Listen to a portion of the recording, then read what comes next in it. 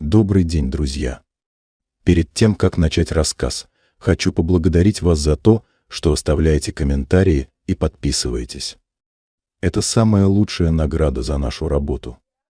Напишите в комментариях, откуда нас слушаете, нам будет очень интересно почитать. А мы начинаем. Ольга Михайловна стояла у окна своей трехкомнатной квартиры и смотрела на двор, где играли дети. Ей было 65, и за всю жизнь она не думала, что когда-нибудь покинет эти стены. Здесь прошли лучшие годы ее жизни, здесь росли ее сын Андрей, здесь она мечтала встретить старость. «Мам, ну что ты стоишь?» Голос Андрея прервал ее размышления. «Машина уже час ждет». Сын суетился по квартире, проверяя, не забыли ли они что-то важное. Ему было 38, он работал менеджером в крупной компании, был женат на Светлане, у них росла 10-летняя дочка Машенька. Казалось бы, жизнь удалась. Но вот только для матери в этой жизни места не находилось. «Андрюша, может, еще подумаем?» — тихо спросила Ольга Михайловна, поворачиваясь к сыну. «Дача же не приспособлена для зимы». «Мам, мы же все обсудили», — нетерпеливо ответил Андрей, поправляя галстук. «Света беременна, нам нужна детская. А ты сама говорила, что любишь дачу. Свежий воздух, тишина, красота. Да и соседка тетя Клава живет там круглый год, не пропадешь». Ольга Михайловна кивнула.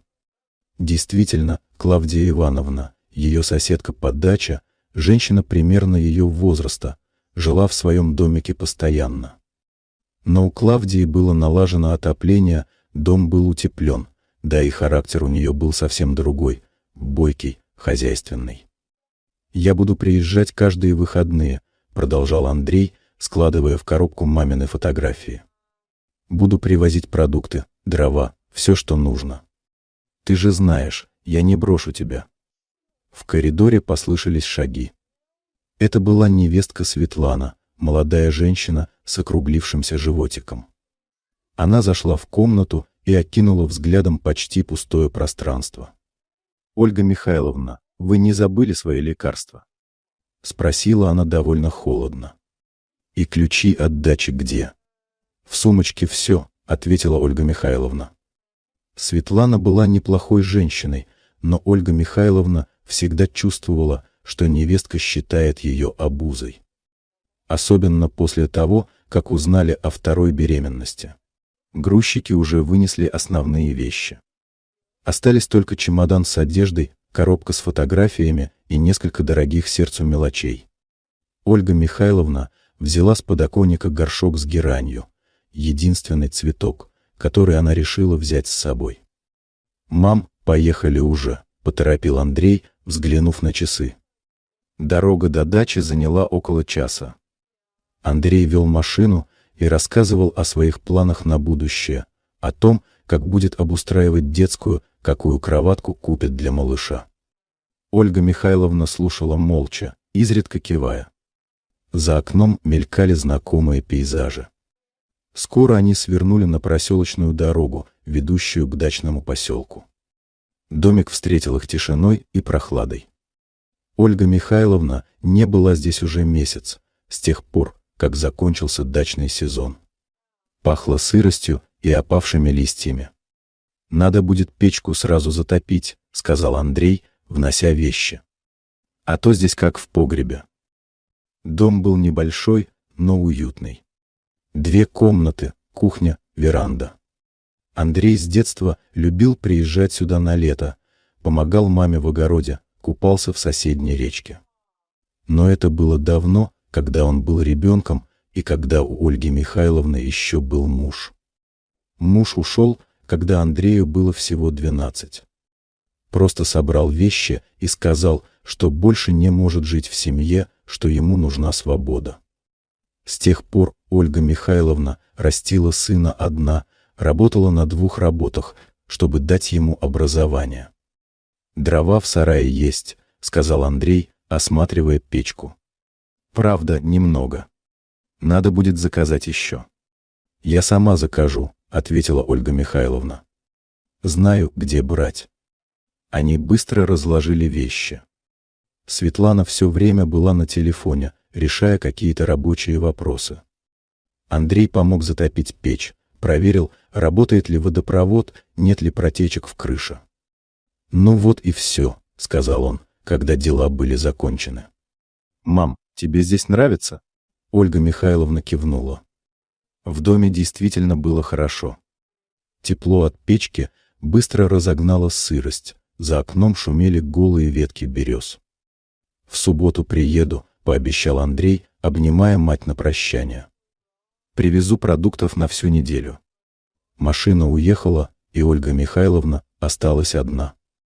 Она поставила герань на подоконник, заварила чай и села за стол с альбомом старых фотографий. Вот Андрей в детском саду, вот их с мужем свадебное фото, вот первый день на этой даче, когда они только ее купили. За окном становилось темно. Ольга Михайловна добавила дров в печь и приготовила простой ужин. «Все будет хорошо», — думала она. Андрей обещал приезжать, да и Клавдия Ивановна рядом. А дача действительно красивая, особенно зимой. Утро встретило Ольгу Михайловну морозцем и ярким солнцем. Она проснулась рано, как привыкла всю жизнь, и первым делом подошла к печи. Угли еще тлели, но дров нужно было добавить.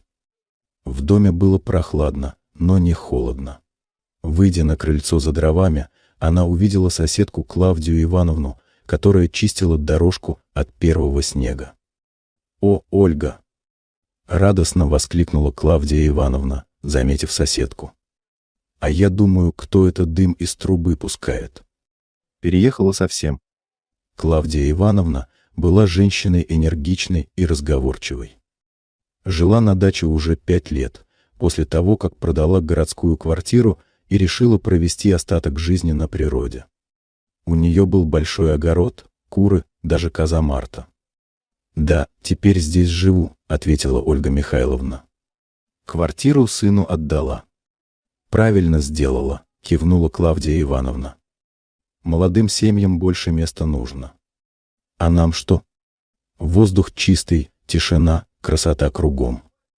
Только дрова заготавливать надо вовремя, а то зимы у нас суровые бывают».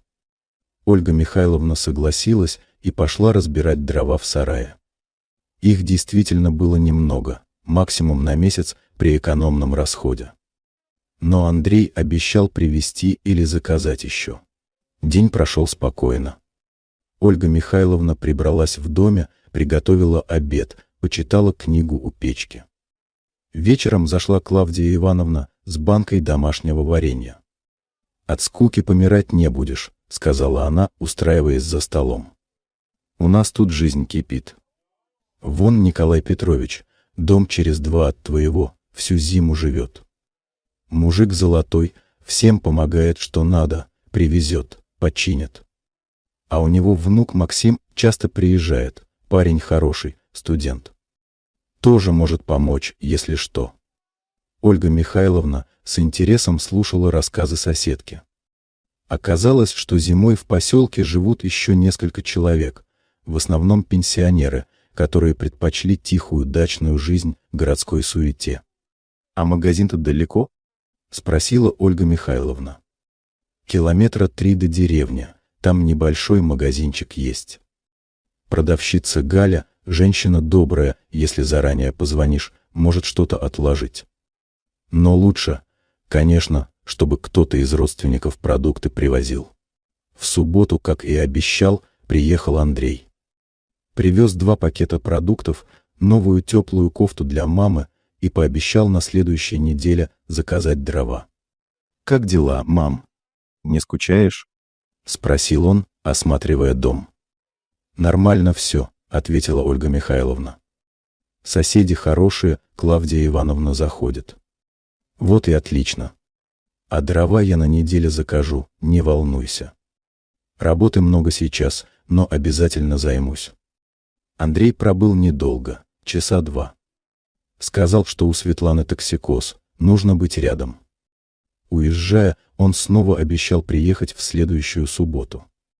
Но следующая суббота прошла без Андрея.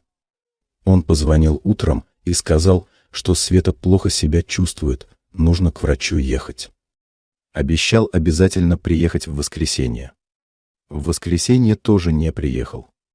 Позвонил вечером, объяснил, что у них дома прорвало трубу, вызывали сантехника, весь день ушел на решение проблем. Ольга Михайловна не стала упрекать сына. Понимала, что у молодых семей много забот. Продуктов пока хватало, дров тоже. Только вот герань на подоконнике начала желтеть, видимо, от холода по ночам. «Ничего, переживем», — говорила она цветку, поправляя горшок. «Весной снова зазеленеешь».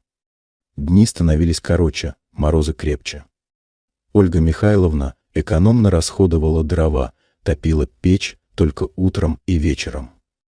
Днем надевала теплый свитер и укутывалась пледом. Клавдия Ивановна заходила регулярно, приносила то молока от козы, то домашнего хлеба, то просто поговорить. Она рассказывала новости поселка, делилась советами по ведению хозяйства в зимних условиях. «Знаешь, Оля», — сказала она однажды вечером, — «я думаю, тебе козу завести надо. И молоко свое будет, и компания. Животные в хозяйстве — это жизнь». «Да где же я с козой справлюсь?» — вздохнула Ольга Михайловна. «Сил уже не те».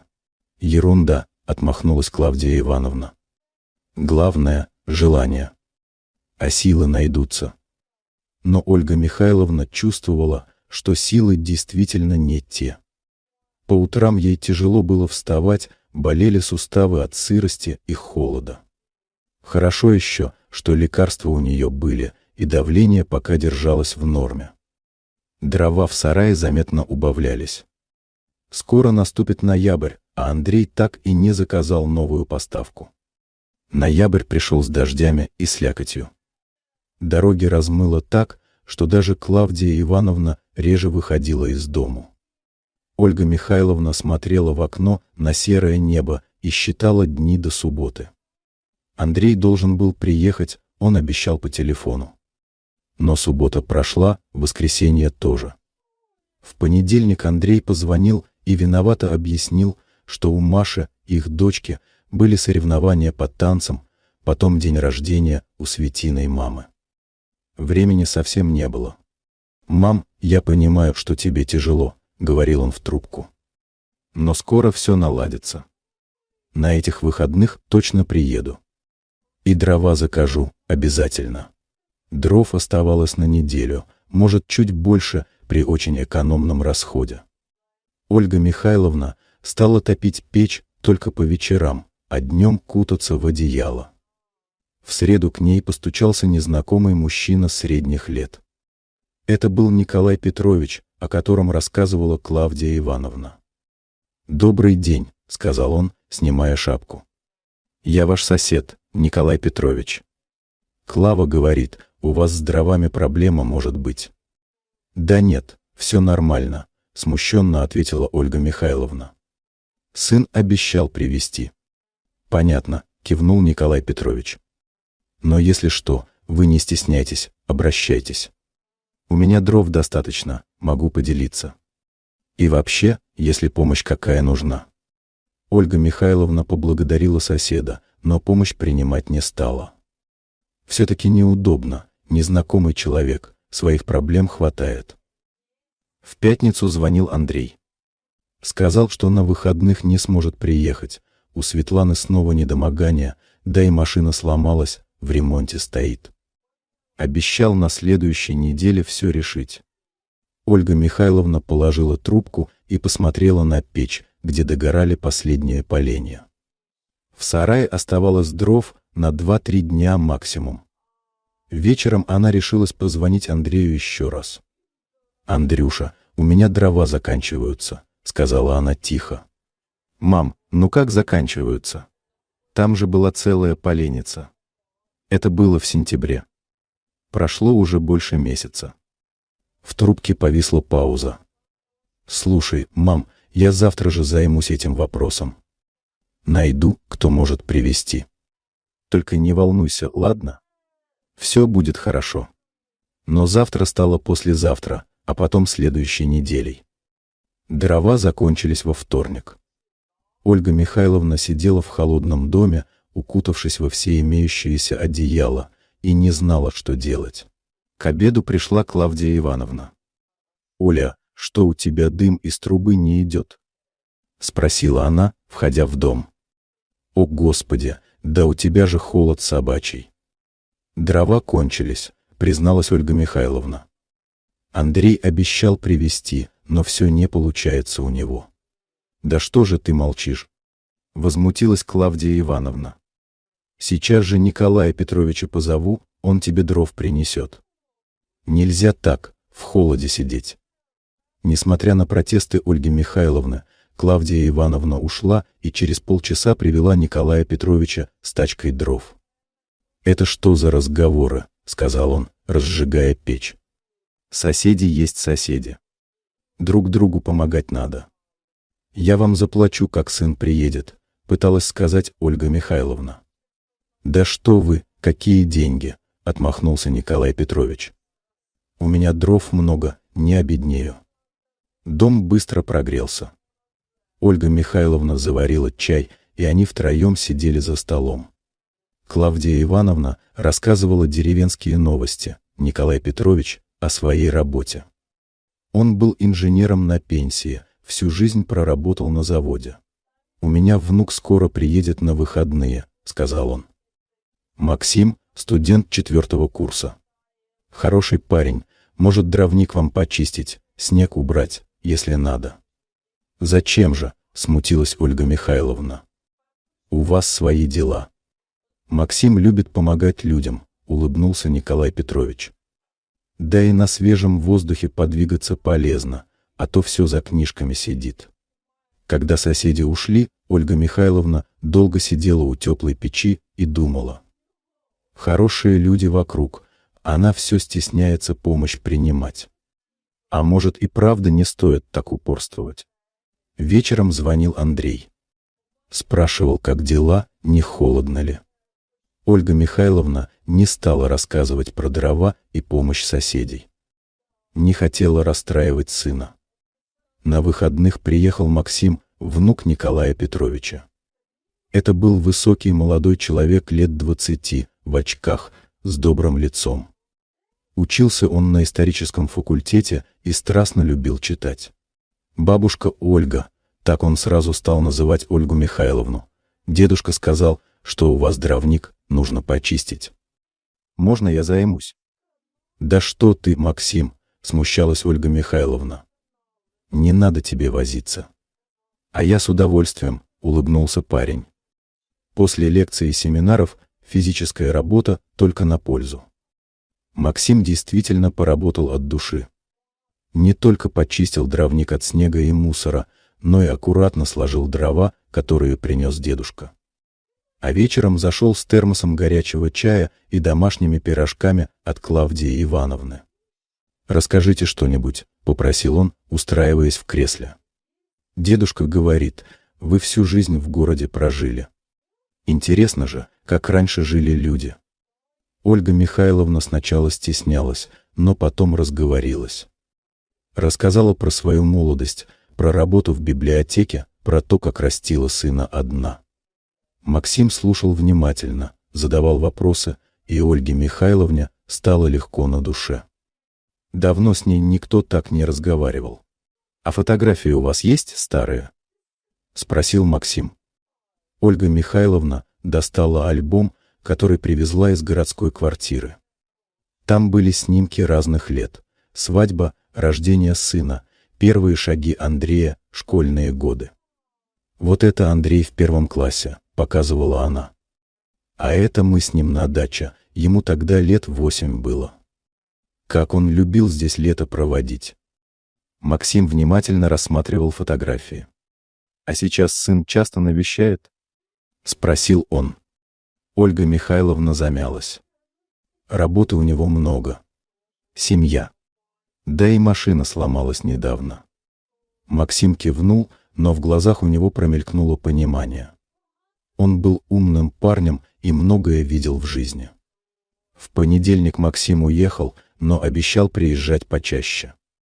А во вторник Ольге Михайловне стало плохо с сердцем.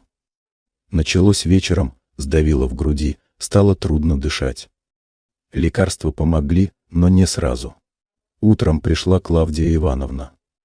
«Оля, что-то ты бледная какая-то», — заметила она сразу. «Да так, сердце пошаливает», — призналась Ольга Михайловна. «Так надо врача вызывать». «Да что там врач? Лекарство есть, само пройдет». Но Клавдия Ивановна настояла на своем. Вызвали участкового врача из районной больницы. Приехала молодая женщина, Елена Викторовна, врач-кардиолог. «Давление повышенное», — сказала она, осмотрев Ольгу Михайловну. «И признаки аритмии есть. Вы лекарства принимаете постоянно?» «Когда как», — ответила Ольга Михайловна. «Когда плохо, тогда и принимаю». «Это неправильно. При вашем состоянии нужна постоянная терапия. И наблюдение. Родственники у вас есть?» «Сын есть», — сказала Ольга Михайловна. «Надо бы ему позвонить.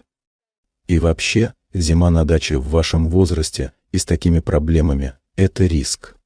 Елена Викторовна выписала рецепты на новые лекарства, дала рекомендации по режиму дня и питанию.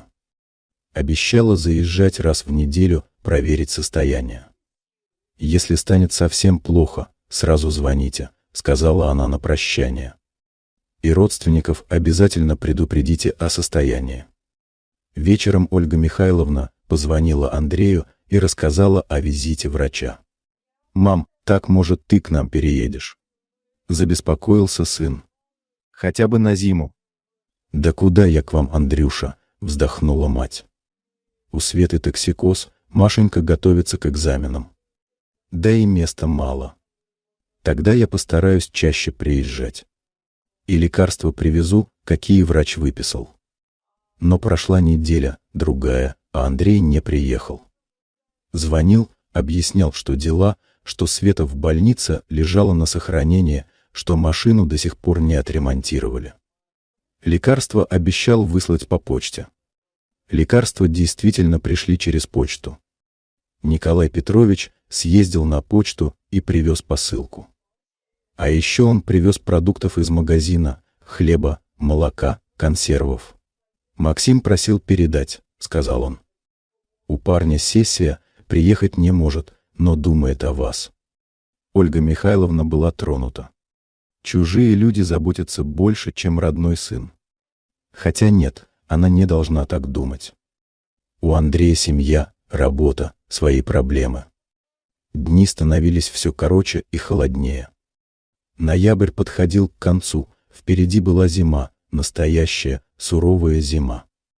Ольга Михайловна все чаще чувствовала слабость, все труднее ей было справляться с домашними делами. Декабрь начался снегопадом. За одну ночь поселок завалило так, что дороги стали непроходимыми. Ольга Михайловна проснулась в почти холодном доме. Печь за ночь прогорела, а подбрасывать дрова она не могла, потому что боялась угарного газа. Николай Петрович появился у ее крыльца с лопатой еще до завтрака. «Как дела, соседушка?» — спросил он, расчищая дорожку. «Не замерзли?» «Да нет, нормально», — ответила Ольга Михайловна, хотя руки у нее совсем закоченели. Николай Петрович зашел в дом и сразу принялся растапливать печь. «Надо бы вам печь на ночь не гасить совсем», — сказал он. «Можно угли присыпать золой, они до утра тлеть будут, и тепло сохранится». «А не опасно?» «Если правильно делать, не опасно. Я покажу вам». Николай Петрович научил Ольгу Михайловну правильно банить печь на ночь, объяснил, как экономить дрова и поддерживать тепло. Он был мастер на все руки, всю жизнь что-то чинил, строил, знал множество полезных хитростей. «А внук-то ваш когда приедет?» — спросила Ольга Михайловна. «На новогодние каникулы обещал. У него сейчас сессия, диплом пишет». но думает о вас, часто спрашивает, как дела. В тот день Ольга Михайловна впервые за долгое время почувствовала себя не такой одинокой. Соседи стали для нее почти родными людьми. Клавдия Ивановна заходила каждый день, приносила то суп, то пирожки, то просто посидеть поговорить. Николай Петрович помогал с дровами и всегда интересовался, не нужно ли что-то починить или принести. Но с каждым днем Ольге Михайловне становилось все труднее. Сердце болело чаще, руки дрожали, когда она пыталась растопить печь. Лекарства помогали, но ненадолго. Андрей звонил реже. Когда она пыталась пожаловаться на самочувствие, он быстро переводил разговор на другие темы: на работу, на Светину беременность, на Машины успехи в школе. «Мам, ты не преувеличиваешь?» — спросил он однажды. «Может, это просто хандра зимняя? Весной все пройдет». Ольга Михайловна не стала спорить. Сын, видимо, не понимал серьезности ее состояния. А может, не хотел понимать. Врач Елена Викторовна приезжала раз в неделю. С каждым визитом ее лицо становилось все более озабоченным.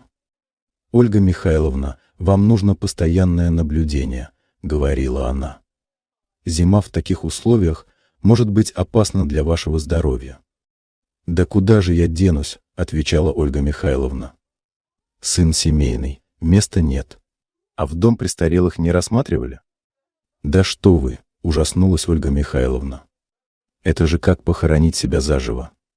Елена Викторовна вздыхала и выписывала новые лекарства, которые становились все дороже. К середине декабря дрова, которые давал Николай Петрович, тоже стали заканчиваться. У самого их было не так много, а зима обещала быть долгой. «Может, все-таки сыну позвонить?» — предложила Клавдия Ивановна. «Пусть дрова закажет, как обещал». Ольга Михайловна набрала номер Андрея. «Андрюша, у меня дрова заканчиваются», — сказала она. «Соседи помогают, но им и самим нужно». «Мам, я же говорил, что займусь этим вопросом. Только сейчас такая ситуация, Света в больнице, у нее угроза прерывания. Я каждый день к ней езжу. А может, кому-то позвонить? Заказать по телефону?» «Мам, ты же знаешь, я в этих делах не разбираюсь. Надо самому ехать, выбирать, договариваться. Как только Света поправится, сразу займусь». Но Света поправлялась медленно, а зима набирала силу. Морозы стали такими, что даже днем температура в доме не поднималась выше 10 градусов. 20 декабря ударил такой мороз, что стекла в доме покрылись ледяными узорами. Ольга Михайловна проснулась от дрожи, одеяла не спасали от холода. Она попыталась встать, чтобы подбросить дров в печь, но ноги не слушались. Пролежав в кровати до обеда, она все-таки заставила себя подняться. Дров в сарае оставалось совсем мало, на 2-3 дня максимум. Она растопила печь, но тепла хватало ненадолго. К вечеру пришла Клавдия Ивановна. «Оля, что с тобой?» Испугалась она, увидев бледное лицо соседки. «Ты же вся синяя». «Холодно очень», — прошептала Ольга Михайловна. Клавдия Ивановна сразу же пошла за Николаем Петровичем. Тот принес охапку дров и быстро растопил печь получше. «Так дело не пойдет», — сказал он озабоченно. «У меня дров на свое отопление осталось до конца января, не больше. Надо что-то решать. Может, все-таки сына заставить?» — предложила Клавдия Ивановна. «Что это за сын такой?» — мать на морозе бросил. «Не надо», — слабо возразила Ольга Михайловна. «У него жена больная, проблемы свои». «Какие проблемы могут быть важнее матери?» — возмутилась Клавдия Ивановна. Но Ольга Михайловна не хотела жаловаться на сына. Всю жизнь она его защищала, оправдывала, верила, что он хороший человек, просто обстоятельства не складываются. Ночью ей стало совсем плохо. Печь прогорела, а встать и подбросить дров не было сил. Она лежала, укутавшись во все одеяла, и чувствовала, как холод медленно пробирается в самые кости. Утром ее нашла Клавдия Ивановна, которая пришла с молоком и пирожками. «Оля! Оля, что с тобой?» — кричала она, тряся за плечо. Ольга Михайловна очнулась с трудом. Руки и ноги совсем не чувствовались, говорить было тяжело. «Николай Петрович!» — кричала Клавдия Ивановна. «Быстро сюда!» Николай Петрович примчался через несколько минут. Они вдвоем растопили печь, напоили Ольгу Михайловну горячим чаем, укутали дополнительными одеялами. «Надо врача вызывать», — сказал Николай Петрович. «Не надо», — прошептала Ольга Михайловна. «Пройдет». «Что пройдет? Ты же чуть не замерзла». Но Ольга Михайловна была упрямая. Не хотела беспокоить врача, не хотела создавать проблемы. А еще боялась, что ее заберут в больницу, а потом в дом престарелых. Клавдия Ивановна осталась с ней на весь день. Следила, чтобы печь не потухала, готовила еду, поила лекарствами. «Слушай, Оля», — сказала она вечером, — «может, ты ко мне переедешь? У меня дом теплый, дров много. Поживешь до весны». «Да как же я к тебе», — возразила Ольга Михайловна. «У тебя свое хозяйство, коза, куры. А я только мешать буду». «Какое мешать?» «Наоборот, веселее будет. Одной-то скучно». Но Ольга Михайловна была человеком гордым. Не привыкла принимать помощь, тем более такую серьезную. На следующий день Николай Петрович привез последние свои дрова. «Больше дать не могу», — сказал он виновато. «Самому до весны надо дотянуть». «Я понимаю», — кивнула Ольга Михайловна. «Спасибо вам большое за все». Вечером она позвонила Андрею. «Сынок, мне совсем плохо стало», — сказала она тихо. «Дров нет, холодно очень. Может, ты все-таки приедешь?» «Мам, да как я приеду, когда машины нет?» Раздраженно ответил Андрей. «Все еще в ремонте стоит. А на автобусах в такую погоду не доедешь. Может, такси закажешь?» «Мам, ты представляешь, сколько такси до дачи стоит? У меня сейчас каждая копейка на счету. Жену лечить, ребенок скоро родится». Ольга Михайловна поняла, что помощи ждать неоткуда. Сын не приедет, это ясно. Остается надеяться только на соседей и собственные силы. «Хорошо, Андрюша», — сказала она. «Не волнуйся, как-нибудь справлюсь». «Вот и хорошо.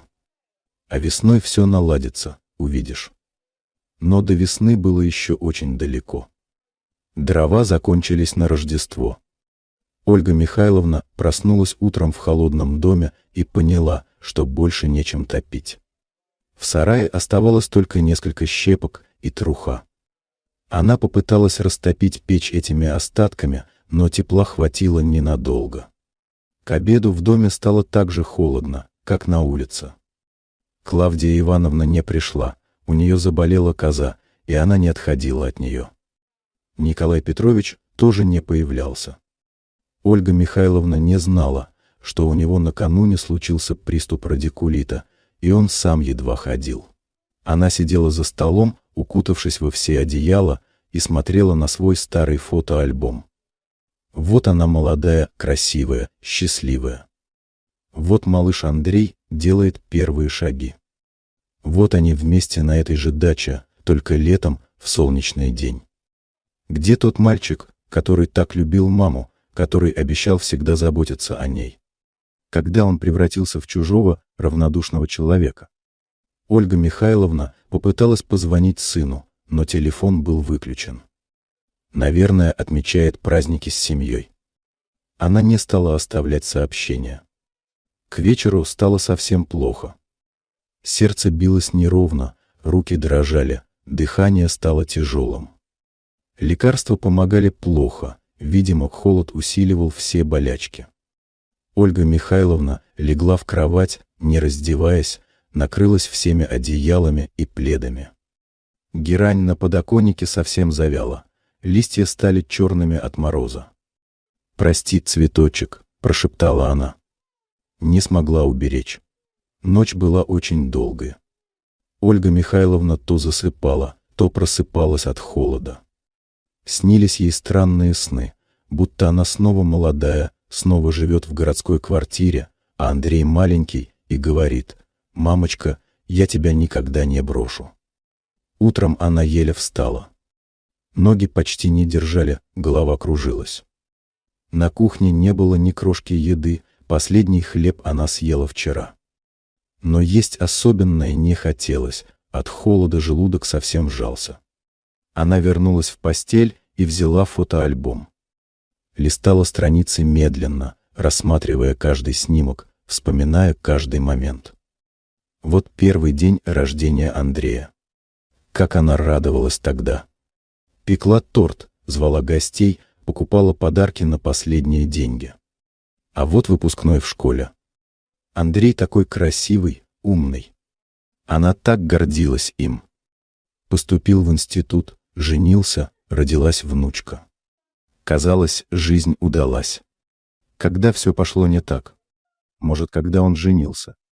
Светлана с самого начала смотрела на свекровь недружелюбно. А может, еще раньше, когда он стал взрослым и самостоятельным. За окном шел снег.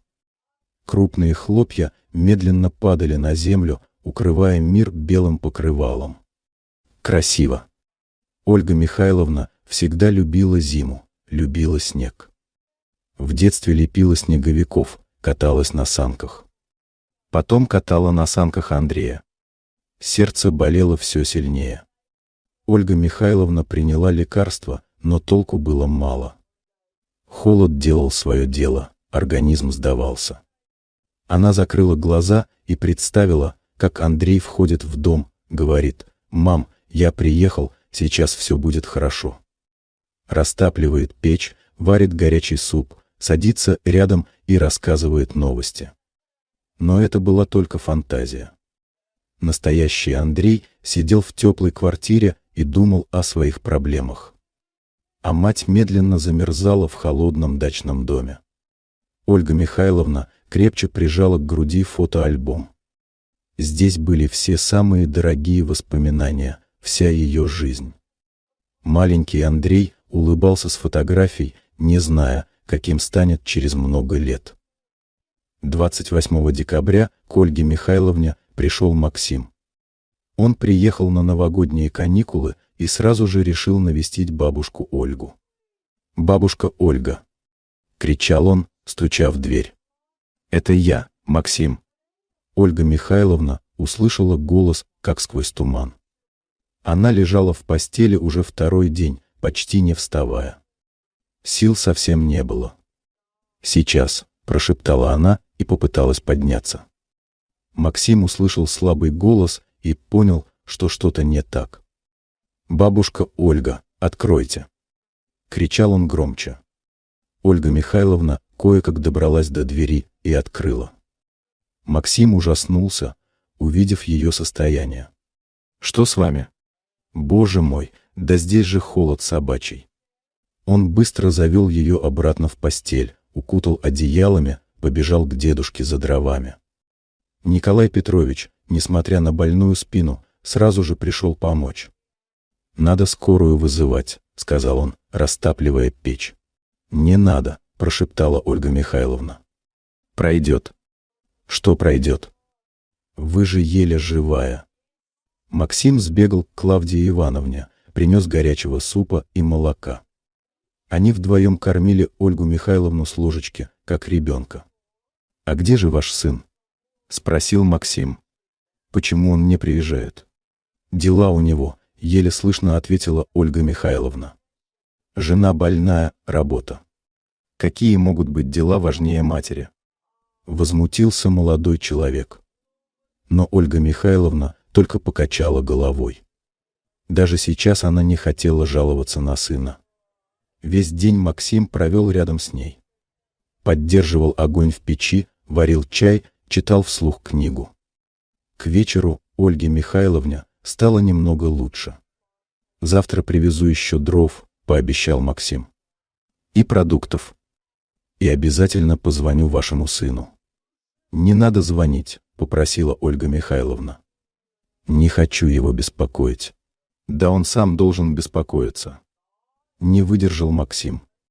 На следующий день Максим действительно привез дров и продуктов. Но к вечеру ему пришлось уехать. Родители вызвали его по семейным делам в другой город. «Я скоро вернусь», — пообещал он. Дедушка и тетя Клава будут заходить каждый день.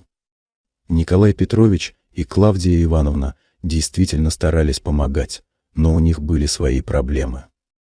Николай Петрович еле ходил из-за радикулита, а у Клавдии Ивановны серьезно заболела коза, которая была ее основной кормилицей. Ольга Михайловна понимала, что не может постоянно надеяться на соседей. Они и так много сделали для нее. 31 декабря она последний раз позвонила Андрею. «С Новым годом, сынок», — сказала она тихо. «И тебя, мам, с праздником», — ответил Андрей весело. У него на фоне слышались голоса, музыка, видимо, гости пришли. «Как дела? Света как?» «Да все нормально. Света уже лучше, скоро рожать. А у тебя как? Не скучаешь?» «Нет, не скучаю. Соседи хорошие». «Ну вот и отлично». «Мам, прости, у нас гости, не могу долго говорить. Поговорим после праздников, хорошо?» «Хорошо, сынок. Веселись». Ольга Михайловна положила трубку и горько усмехнулась. «Веселись», — сказала она. А сама сидит в холодном доме и медленно умирает. За окном начался снегопад. Крупные хлопья падали густо, укрывая землю новым слоем белизны. Где-то далеко гремели праздничные салюты, люди встречали Новый год. А здесь была только тишина, холод и одиночество. 1 января Ольга Михайловна почти не вставала с постели. Дрова, которые принес Максим, быстро заканчивались, а сил экономно их расходовать уже не было. Она топила печь как получится, лишь бы немного согреться. Весь день она провела с фотоальбомом. Листала страницы медленно, подолгу рассматривая каждый снимок. Память услужливо подсказывала подробности каждого запечатленного момента. Вот первая фотография в этом альбоме, их с мужем свадьба. Какой красивой она была. В белом платье с букетом ландышей. Муж тогда клялся в вечной любви, обещал быть рядом всегда. Не сдержал обещания. А вот они, молодые родители, склонились над кроваткой с новорожденным Андреем. Как она была счастлива. Целые дни могла смотреть на сына, не уставая. Казалось, что теперь все будет хорошо, что у них будет крепкая дружная семья. Первые шаги Андрея, первые слова. Он рано начал говорить и первым словом сказал «мама». Ольга Михайловна тогда чуть не плакала от счастья. Вот Андрей в детском саду, серьезный мальчик с большими глазами.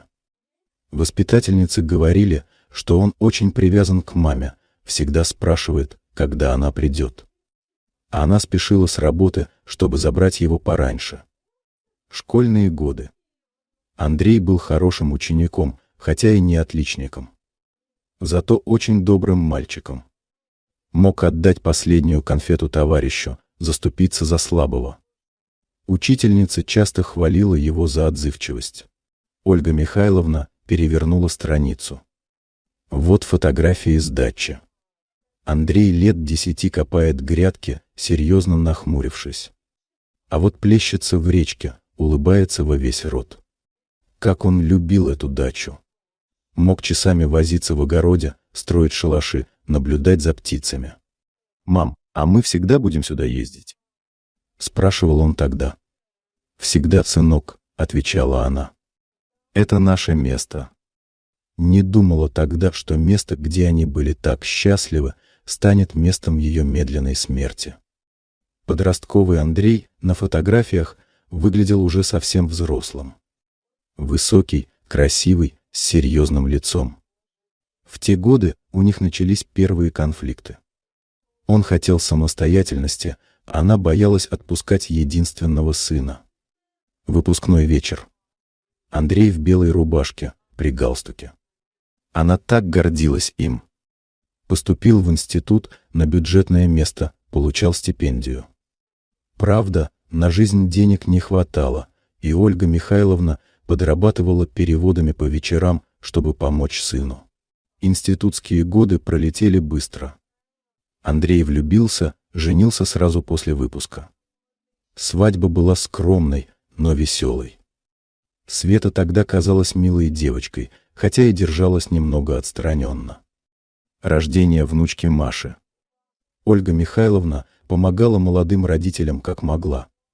Сидела с ребенком, когда Света выходила на работу, покупала игрушки и одежду для малышки. Маша была очаровательным ребенком, похожа на Андрея в детстве. А потом что-то изменилось. Андрей стал реже звонить, реже приходить в гости. Говорил, что работы много, времени нет. Света становилась все холоднее, а внучка начала стесняться бабушки, которую видела все реже. Когда это началось? Ольга Михайловна пыталась вспомнить конкретный момент, но не могла. Отдаление происходило постепенно, незаметно. Сначала вместо каждых выходных, раз в 2 недели. Потом раз в месяц. Потом только по праздникам. А потом Света забеременела 2-й раз, и Андрей предложил маме переехать на дачу. «Тебе там понравится», — говорил он. «Тишина, природа, свежий воздух. А нам детская нужна». Ольга Михайловна понимала, что ее просто убирают с дороги. Но куда ей было деваться? Сопротивляться не хотела, скандалить тоже. Надеялась, что сын будет приезжать, как обещал. Не приезжал.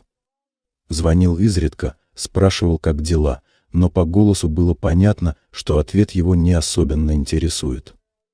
За окном продолжал идти снег. В доме становилось все холоднее, дрова почти закончились. Ольга Михайловна попыталась встать, чтобы подбросить в печь хотя бы щепок, но сил не было. Она прижала к груди фотоальбом и закрыла глаза. Пусть последние воспоминания будут о хорошем, о маленьком Андрее, который любил маму больше всего на свете.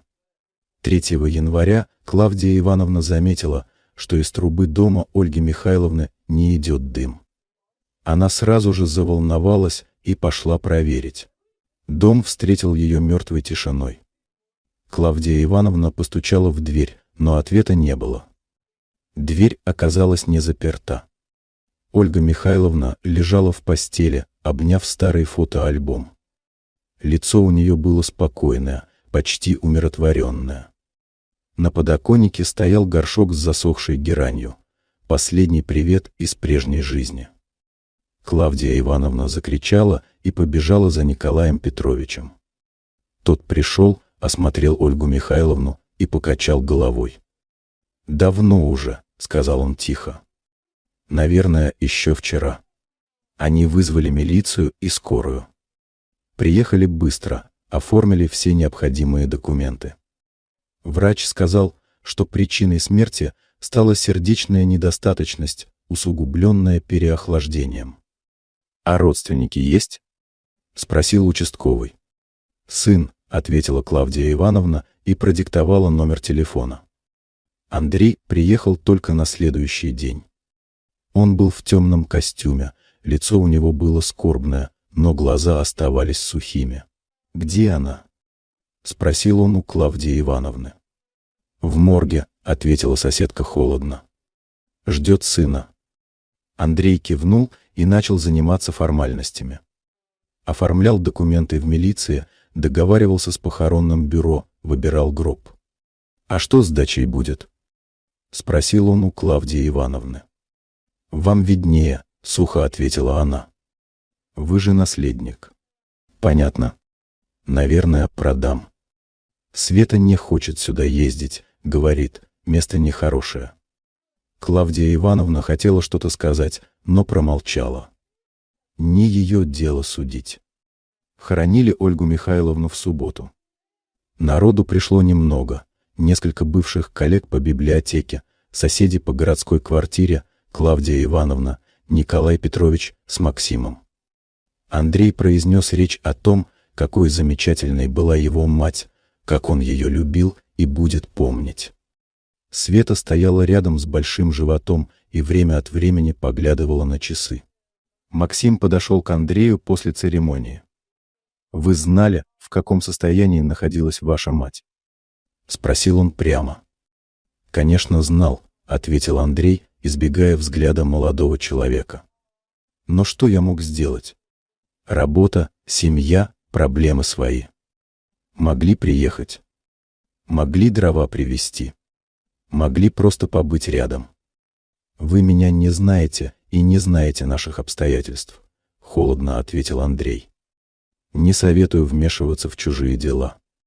Максим хотел что-то еще сказать, но дедушка остановил его.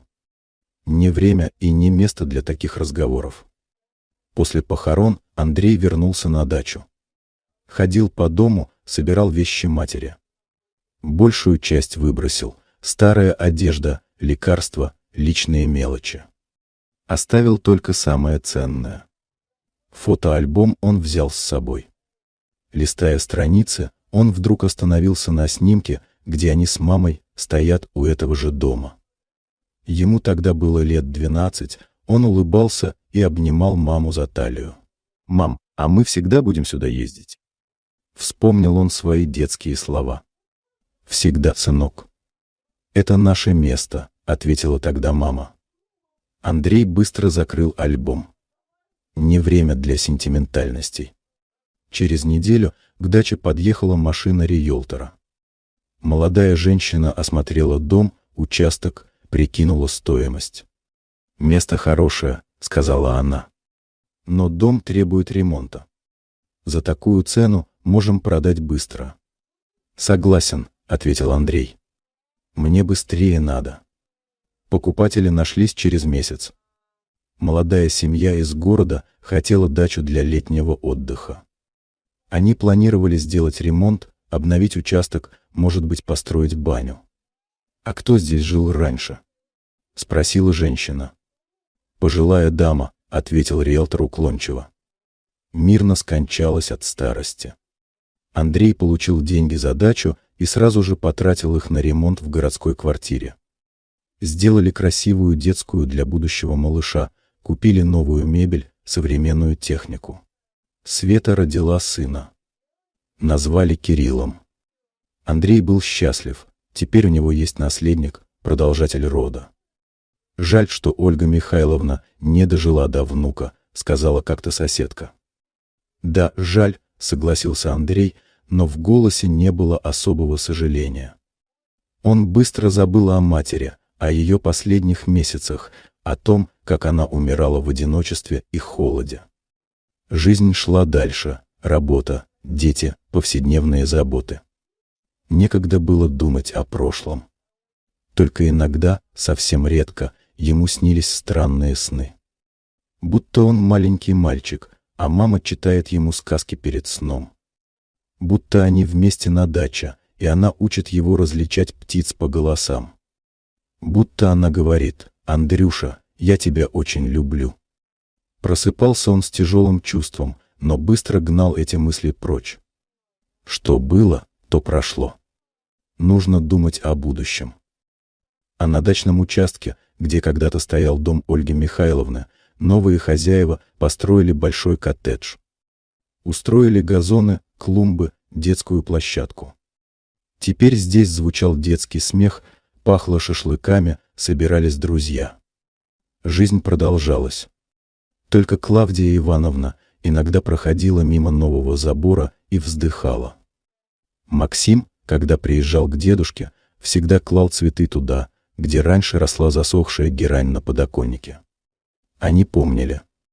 Кто-то должен был помнить женщину, которая всю жизнь любила сына и умерла в одиночестве, так и не дождавшись его помощи. А в городской квартире Андрей пеленал маленького Кирилла и думал о том, как воспитает из него настоящего мужчину. Не такого слабого и зависимого, как был он сам в детстве.